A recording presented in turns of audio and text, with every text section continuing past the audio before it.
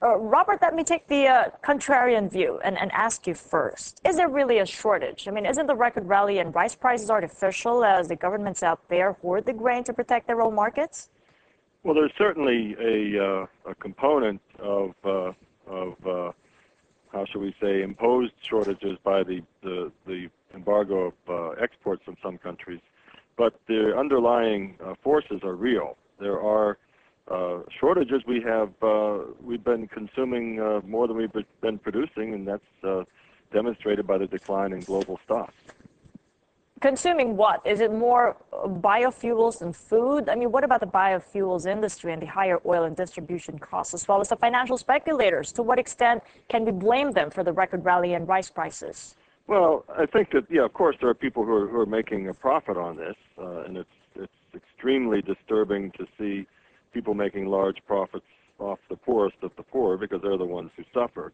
But yeah, the markets have been distorted by the biofuels boom, and that's moved through the markets for sure. But we have been neglecting our basic rice production infrastructure and research and development for 15 years, and so there is a structural problem there, and it will be exacerbated by increasing fertilizer prices that are driven by increasing petroleum prices, and they'll be exacerbated by increased transportation costs as well. This complacency through the years, who are we to blame? Is it the government or the farmers? Oh, I would say it would be the government agencies in general, because we were in a period of abundant and inexpensive food, and the belief took hold that this was going to be here forever. You know, I mean,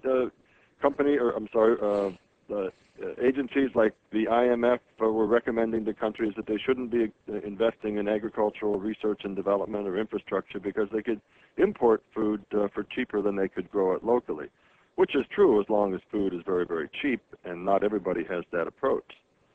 But as soon as everybody's trying to buy on the market, then you see what happens. It really doesn't help when you hear several governments now restricting their own grains exports. What is the risk of Thailand and Pakistan doing the same, curbing their exports? And what sort of an impact will this have on the global prices of rice? Well, if Thailand were to restrict its exports, it would have a very serious impact on international prices. I read this morning that they said they had no intention of doing that, but if they were to do that, it would be a very serious turn of events. You know, I understand why countries are looking after their own populations first, but this, how should we say, national hoarding really doesn't help the markets very much. You know, when you look at Japan and South Korea, they do have enough inventories, but they do have the obligation to import a certain amount of rice each year under the WTO agreement. Any chance of suspending this obligation for the meantime? And do you think that's going to help alleviate the tight supply situation in some way? Well, I think people or countries importing to either satisfy international agreements or to increase their internal stocks will only make things tighter. So I suppose this policy on Japan and Korea's part to import could change, but I'm not sure what the mechanisms are to have that happen. We got about 90 seconds here, Robert. What would you propose as the short-term solution? Well, the short-term solution is to get farmers to adopt the technologies that we know work.